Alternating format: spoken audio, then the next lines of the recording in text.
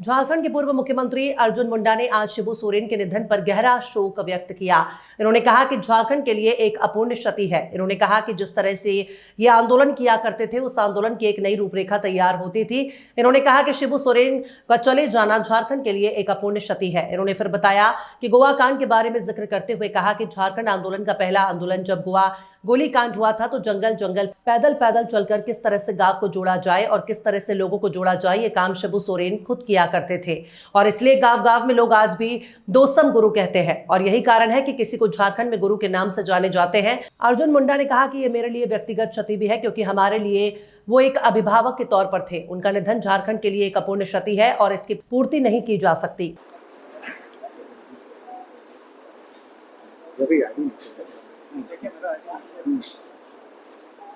आदरणीय शिबू सोरेन जी का, गुरु जी का निधन पूरे राज्य में या देश में एक अपूर्णीय क्षति,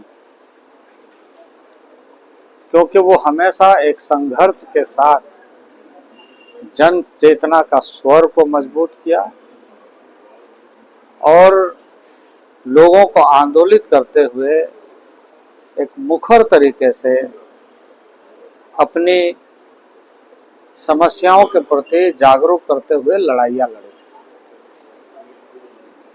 अलग राज्य के आंदोलन में जो सक्रिय भूमिका न ये राज्य भुला सकता है, न देश भुला सकता है।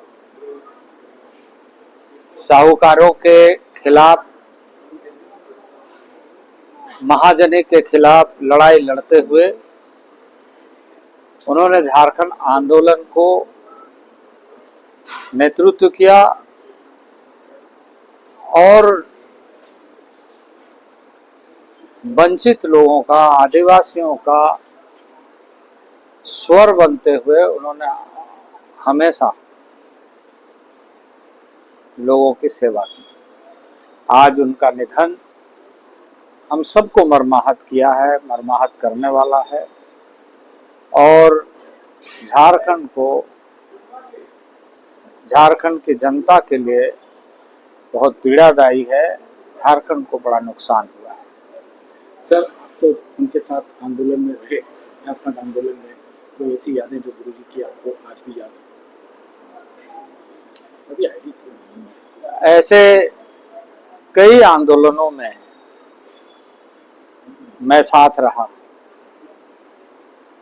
और ये कहिए कि उनके आंदोलन और पुलिस के द्वारा कई ऐसे घटनाएं तत्कालीन सरकार के माध्यम से वो हमें प्रेरित किया, हमें एक तरीके से संघर्ष के रास्ते पर कैसे आगे बढ़ना चाहिए रास्ता दिखाया।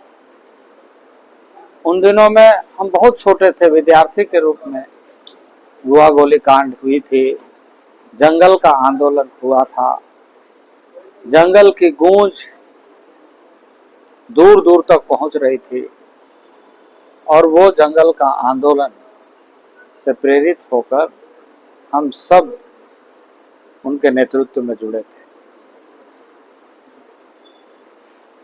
कई लोग उस गोलीकांड में मारे गए। उस समय जंगलों के बीच में पैदल का दौर चलता था, पैदल पैदल जंगल ही जंगल, गांव गांव घूमने का, लोगों को संगठित करने का एक बड़ा आंदोलन चलता था।